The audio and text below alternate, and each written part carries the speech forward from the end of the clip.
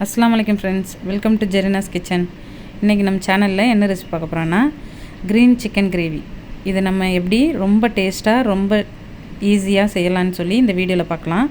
இந்த வீடியோ உங்களுக்கு பிடிச்சிருந்துச்சின்னா மறக்காமல் நம்ம சேனலை சப்ஸ்கிரைப் பண்ணிக்கோங்க.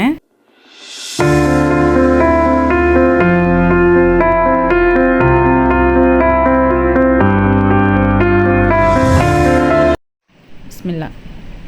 ஃபஸ்ட்டு நம்ம கிரேவிக்கு க்ரீன் சட்னி ரெடி பண்ணிப்போம். ஒரு கைப்பிடி அளவுக்கு புதினா, ஒரு கைப்பிடி அளவுக்கு கொத்தமல்லி, இது கூட ஒரு 6-7 முந்திரி, கொஞ்சமாக கருவேப்பிலை சேர்த்துக்கோங்க. அடுத்ததாக காரத்துக்கு ஏற்ற மாதிரி ஒரு 3 பச்சை மிளகாய் சேர்த்துருக்கேன். இப்போ இது எல்லாத்தையும் நல்லா பேஸ்ட் மாதிரி அரைச்சி எடுத்து வச்சுப்போம். இப்போ ஒரு கடாயில் நல்லா ஹீட் ஆனதுக்கப்புறமா ஒரு 3 டேபிள் ஸ்பூன் அளவுக்கு எண்ணெய் சேர்த்துட்டு, எண்ணெய் நல்லா காஞ்சதுக்கப்புறமா நம்ம இதில் ஒரு டேபிள் ஸ்பூன் அளவுக்கு இஞ்சி பூண்டு விழுதை நல்லா வதக்கி எடுத்துக்கோங்க, பச்சை ஸ்மெல் போகிற வரைக்கும்.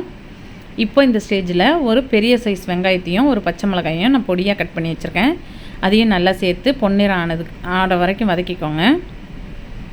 இப்போ நான் ஒரு 1/2 kg அளவுக்கு சிக்கனை எடுத்து வச்சுருக்கேன், அதையும் இதில் சேர்த்துப்போம்.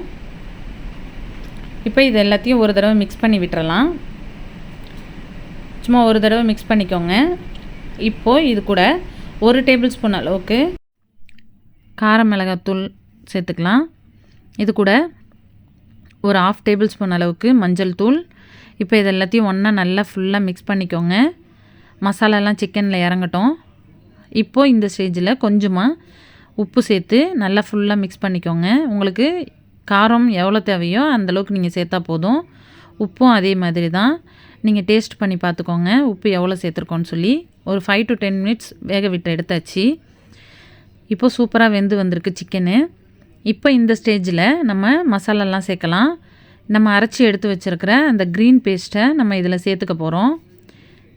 அதையும் சேர்த்துட்டு மிக்சியை கொஞ்சமாக தண்ணி விட்டு அலசி நம்ம அந்த தண்ணியும் இதில் சேர்த்துக்கலாம். இப்போ தண்ணி சேர்த்தாச்சு. அடுத்ததாக ஒரு தடவை மிக்ஸ் பண்ணிவிட்டு இதில் தேவையான மசாலாலாம் சேர்க்க போகிறோம். ஒரு 1/2 டேபிள் ஸ்பூன் மிளகுத்தூள் சேர்த்துக்கோங்க, ஒரு 1/2 டேபிள் ஸ்பூன் கரம் மசாலா சேர்த்துக்கோங்க, ஒரு 1/4 டேபிள் ஸ்பூன் அளவுக்கு சீரகத்தூள் சேர்த்துக்கிட்டு இது எல்லாத்தையும் ஒன்றா நல்லா மிக்ஸ் பண்ணி நல்லா கொதிக்க விடுங்க. ஒரு 5 minutes இது நல்லா குக் ஆனால் போதும். ஏன்னா ஏற்கனவே நம்ம சிக்கனை நல்லா வேக விட்டு எடுத்தாச்சு. இப்போ நல்லா குக் ஆகிடுச்சு. இப்போது கடைசியாக நம்ம ஒரு 2 டேபிள் ஸ்பூன் அளவுக்கு தயிர் சேர்த்து நல்லா ஃபுல்லாக மிக்ஸ் பண்ணிவிட்டு நம்ம ஸ்டவ் ஆஃப் பண்ணிடலாம்.